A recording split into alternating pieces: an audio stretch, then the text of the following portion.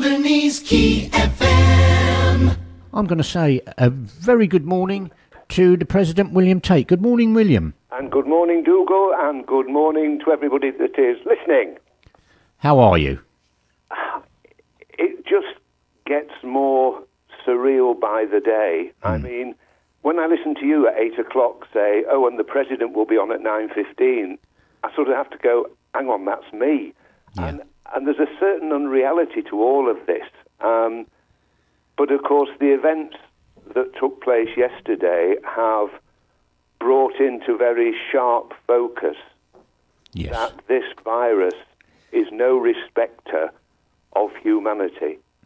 And to go to bed last night knowing that the Prime Minister was in intensive care and knowing and dreading that there was a possibility that I would wake up this morning to the worst possible news is surreal.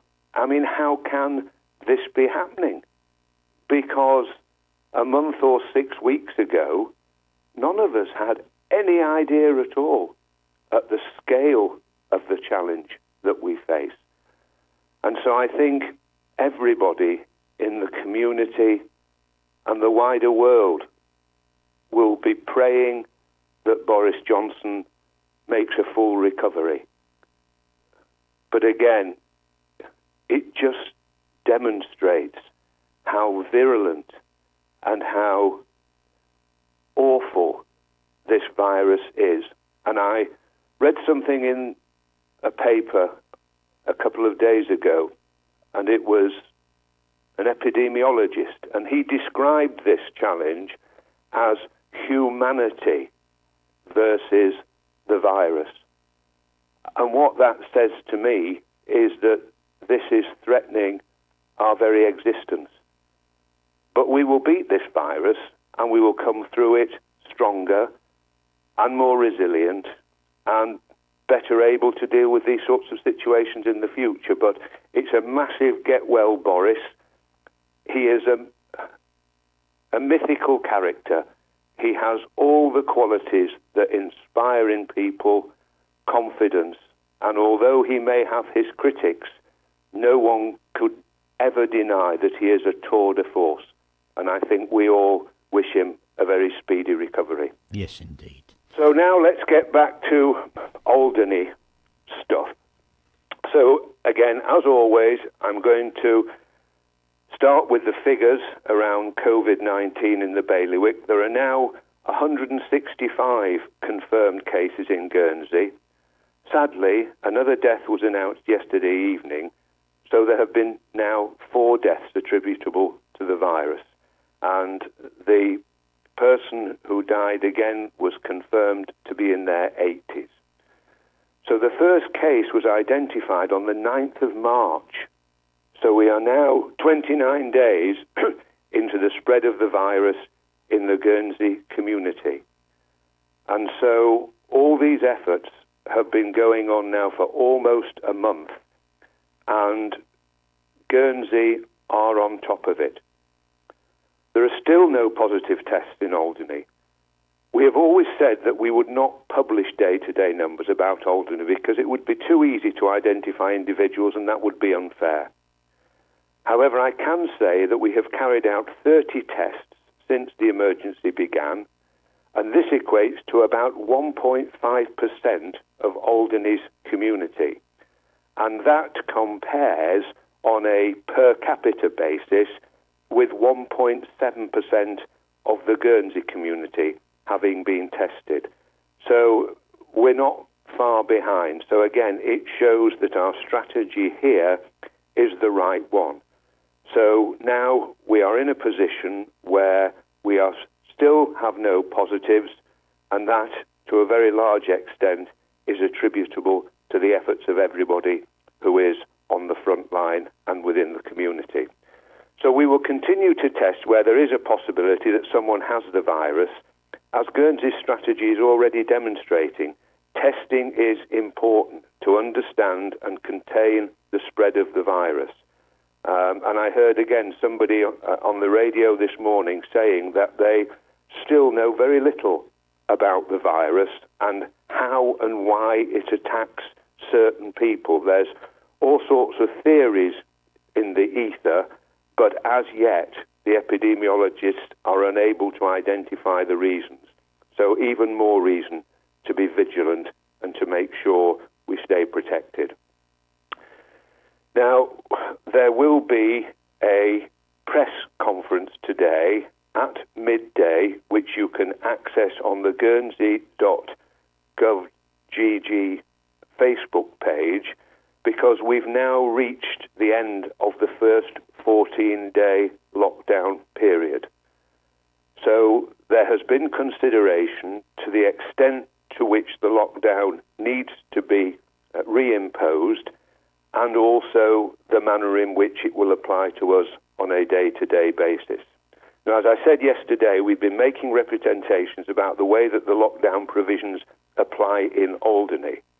And just so that people are fully informed of how the structure works, yesterday Andrew Mutter was able to put our case to the Strategic Coordination Group, which represents all the different parts of the bailiwick, and that was the paper that he also was able to provide for the meeting of the Civil Contingencies Authority, where we were represented by James Dent.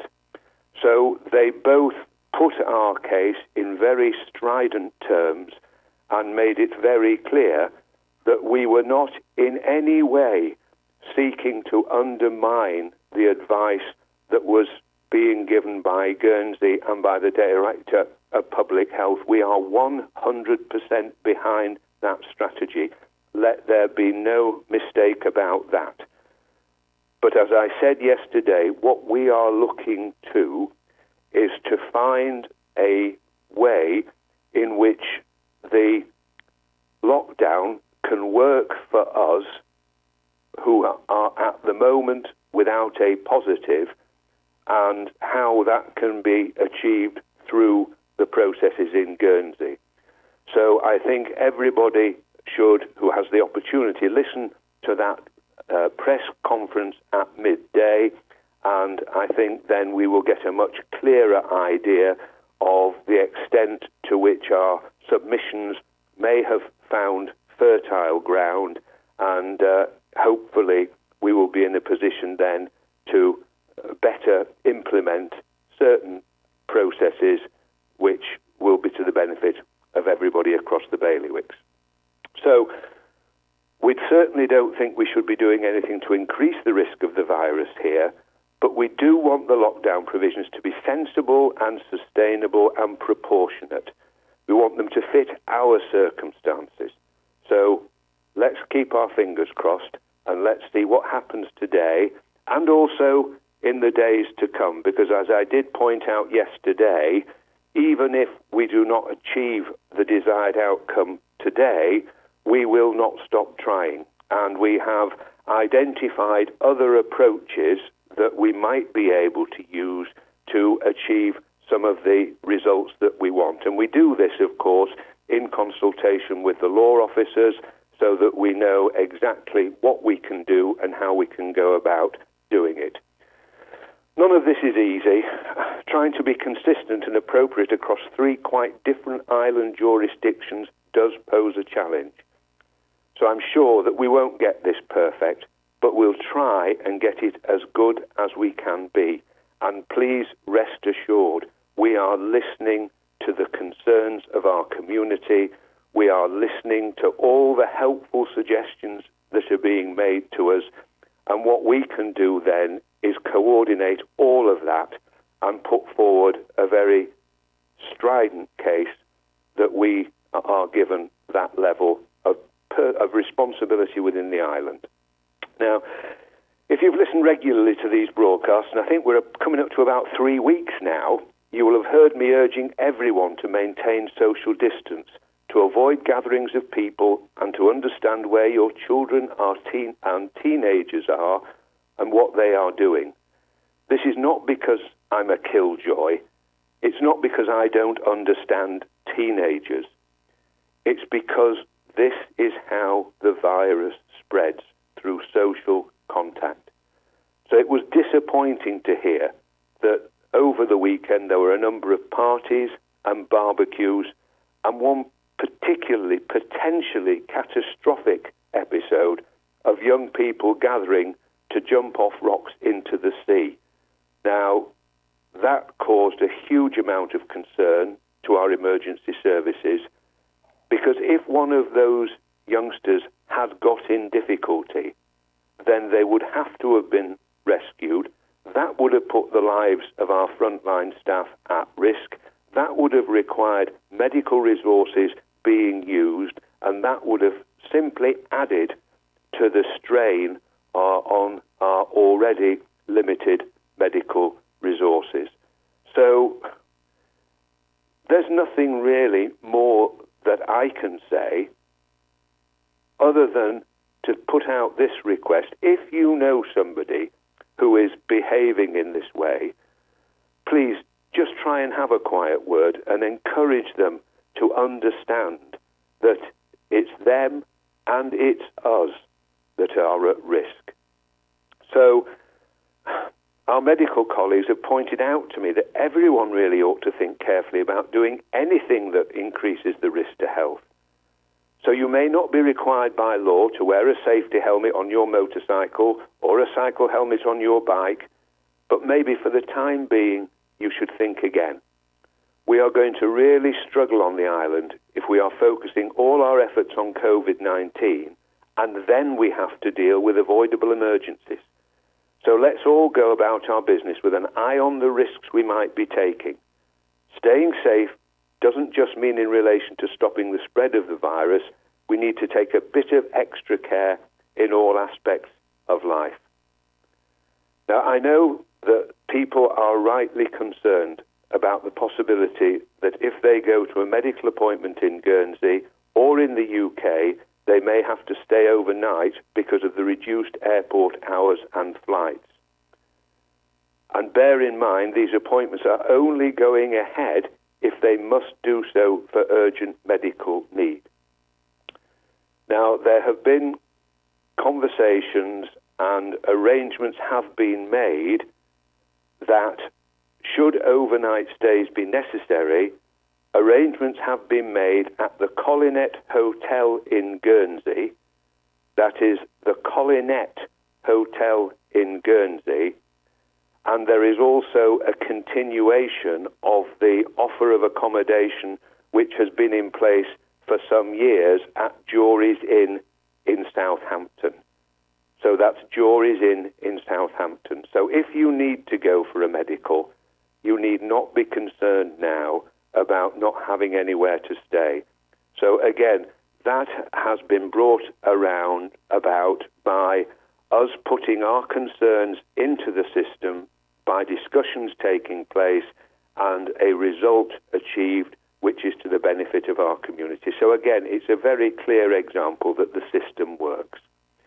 And also, there have been obviously a number of concerns around the offer of getting on and off the island and to the UK by Arini. Now, I've seen a string of emails yesterday, and what is clear is that the airports and the airlines are struggling to find a mechanism whereby they can keep open but also have an eye on how that works for them. So the arrangement that has been made for us to get to Southampton is by no means ideal, and in any other situation it would be avoidable. But unhappily, at the present time, it isn't.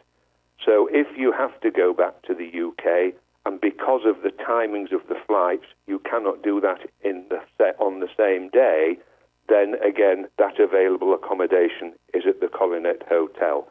And yes, it causes a massive amount of inconvenience, but that's what this virus is doing. It's not just affecting us physically, it's affecting us how we live our lives. And I think we have to have confidence that all these decisions that are made, by whoever they are made, are the best decisions that can be made in the circumstances. So rather than complaining, perhaps understanding is a better approach. Because if there are things we can't alter, then the old rule is don't try. So that's not the best news, but it's some consolation. Now, I've just got a few little matters here I've jotted down just to go through with you. Firstly, the email that everybody got yesterday, which purported to come from Alderney Spirit, which didn't, requesting £300 of vouchers for Gabrielle. We have identified that the email was hacked from Nigeria on Tuesday of last week. So yet again, an example of cynical, manipulative people seeking to take advantage of a crisis. But thankfully, the IT team in the Island Hall and in Guernsey were able to identify it, and we have now been able to take that down. But please, everybody, if you do still by any chance get one of these emails, ignore it and delete it immediately. Next thing, people have been a bit concerned that we don't have a border force presence at our airport. Now, we did have when there were flights coming in from Southampton, so the border force met every flight from Southampton, but when the Southampton flights were suspended, the information and the detail that was required to be given to people coming back from Guernsey was given to them in Guernsey, so that the agencies were informed of who was travelling onto the island, and they could then do whatever was necessary. But we've identified a certain nervousness around that, and I think it was discussed yesterday at the operational meeting, and the view was taken that as a community it would just make us feel that bit more comfortable if we thought Alderney had a handle on this. So Jill or Rambo will be available to meet flights from Guernsey on which there are passengers who have come from other jurisdictions. So if it's a purely medical flight, they won't meet it. But if there's anybody on there which needs to be given the information again and identified, they will do that. So that when people do come back to the island and self-isolate, they are monitored by the Island Medical Centre, so that the Island Medical Centre are in regular contact with the people who are self-isolating. So please rest assured the proper processes are in place, and the proper the people who we need to know who they are and where they are, we do. Now, I had a phone call last night from a very highly respected member of our community who wanted really just to draw to all our attentions the quality of the service she received yesterday from Irini and from the car hire firm in Guernsey when she went down for a necessary medical. She told me that the social distancing protocols were immaculate, that she was able to get to Guernsey without coming into contact with anybody. She was the only person on the flight. There was a stretcher or provision for the stretcher at the back of the plane. So she flew to Guernsey. She got out of the airport. She went to try and get a taxi because the buses aren't running. Unfortunately, she felt that the amount that she was asked for by the taxi driver didn't really reflect the distance. So she went and she was able to hire a motor vehicle. Again, social distancing. Again, the key was in the vehicle. She got into the vehicle. She went and had her appointment. She came back. Same procedure. Came back to the island. And again, the only passenger on the flight. So let's not forget that Irini providing that service for one passenger is a massive cost, but they are doing it on our behalf. So really, the message that I was asked to put out was simply that we are all critical of Irini on occasions. However, we should also be prepared to give them credit where they have earned it, and I would hope that everybody would share my sentiments that in terms of our accessibility for medicals and key workers, that is fundamental to us being able to meet this challenge. So I think that's something which is very positive. Now, I'm just going to read a letter I got yesterday, which is anonymous, and I think it highlights really how the community have embraced these daily broadcasts. And it says, "Dear Mr. President, firstly, I would like to thank you for all your good work. I like to listen to you and the doctor on the radio each morning. It comforts me to know that you are all doing the best for us islanders to keep us safe and fully informed. I would like you to mention the doctor's surgery, the Island Medical Centre, who are currently Alderney's front line. With no cases here on Alderney, and long may it continue. The hospital and Dr. Sally are just on the sidelines waiting, but Dr. Cooper and Nurse Katie are on the front line to face patients' contact, and all testing is done up there." Well, whilst Dr. Sally and the rest of the medical team, they're still doing their daily work. They're still out there on the front line. It's just that the IMC is the face of the medical brigade to the island. So she goes on, "Tracy, brackets, still as glamorous as ever. Well, who can forget the halcyon days of the fashion show? And there have been some very fine models on that fashion show over the years, and I still get asked the question, when will I be doing it again?" So in addition to Tracy, there is her team of Jackie, Jill and Jenny, still smiling, still dealing with a list of patients face to face, more questions, and also dealing with prescriptions for Paul, Richard, Steph, Jill, Brenda and Violet to process to give to the wonderful volunteers. If you could mention these unsung heroes, that would be really kind, as I feel at the moment they are the backbone of the healthcare until we reach the dreaded day. Signed, a huge fan. So that just sort of gives us all a sense, really, of how connected we all are in this. And I think I keep saying it just gives a really warm sense of community to know that people welcome the initiatives, people identify the people who deserve our respect and support. And I think what I always wanted to do with this was to make it a community response. So we all have our part in it, because there's nothing worse than feeling that you're on the sidelines looking from the outside in.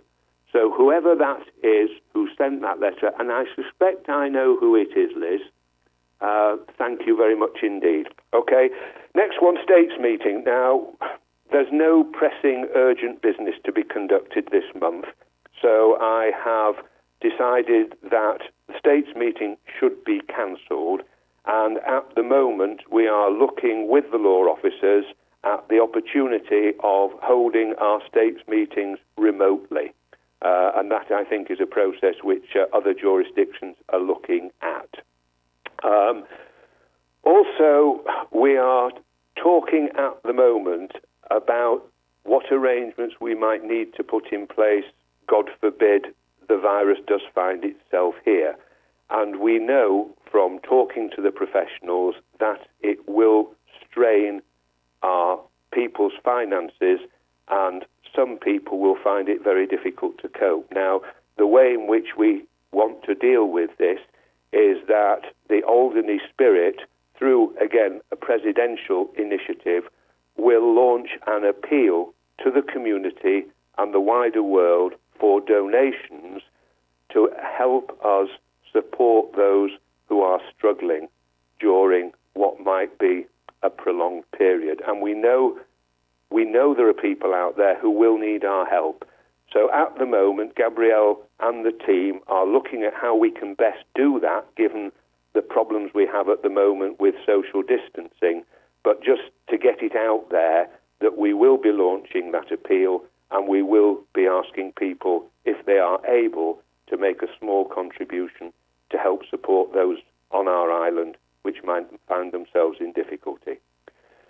Pretty much the last thing is we've had a number of people contact us, and particularly yesterday, Janine Page rang, having heard what I said about the importance of mental health in all of this and well-being, and she is offering meditation on her Facebook page. So that's an opportunity for people to find some relaxation, find just a short time to put all this to one side and just try and, for that short period of time, just rest in the peace and relaxation of a mind that's put into neutral.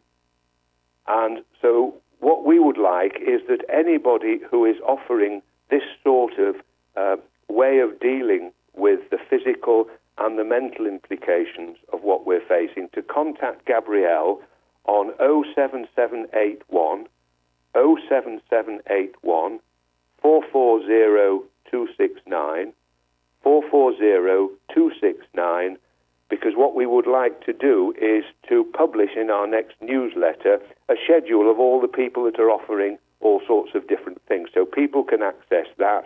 And that, again, it's a community response, it's supporting each other, and I, for one, would be a massive fan of everybody just taking a look at whether it's very gentle exercise within the home, whether it's finding that space where your mind can just be at rest for a short time. That's the sort of thing that's going to help us get through this. And I think that's just about everything from me, except to say, Dougal, this is the deal. It's either the jokes or me.